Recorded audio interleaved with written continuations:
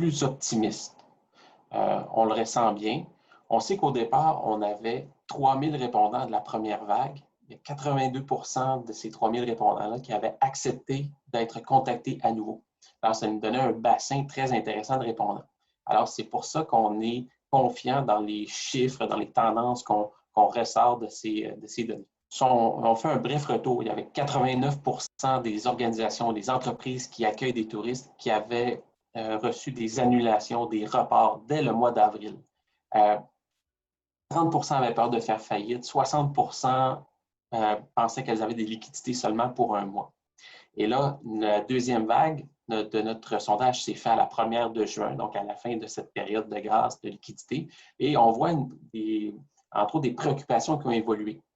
Par exemple, à la vague 1, c'était des préoccupations très financières, ce qui est resté comme première préoccupation, les pertes financières.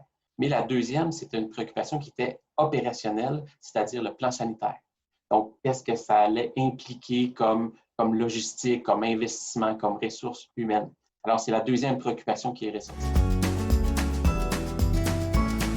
Dans la vague 1, les répondants pensaient dans une proportion de 34% qu'on allait avoir davantage de Québécois qui allaient voyager au Québec cette année. Dans la deuxième vague, 47%. Alors, on s'attendait à un tourisme intra-Québec.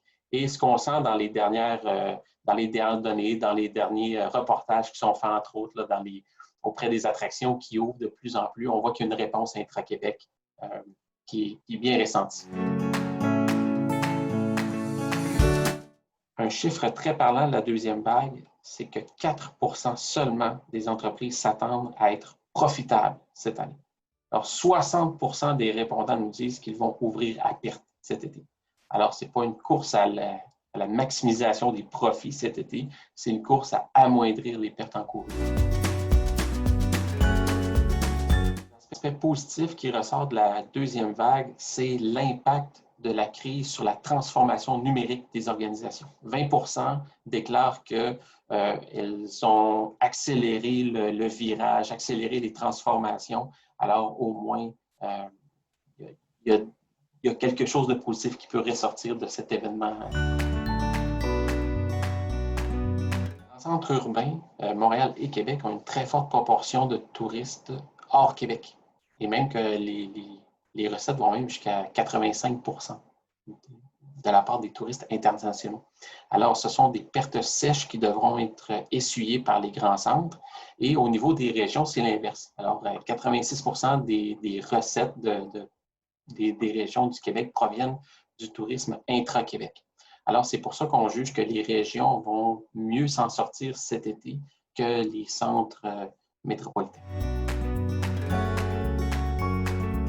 On attend de voir les résultats estivaux, donc l'achalandage, attendre de voir si les programmes vont être utilisés, vont être appréciés. Et il y a une troisième vague qui est prévue, toujours en collaboration avec l'Alliance de l'industrie touristique du Québec et le ministère du Tourisme du Québec à l'automne pour constater, au début de l'automne, constater les résultats de la saison et aussi prévoir qu'est-ce qu'on peut faire pour prévoir, pour aider, pour soutenir l'industrie dans les prochains mois.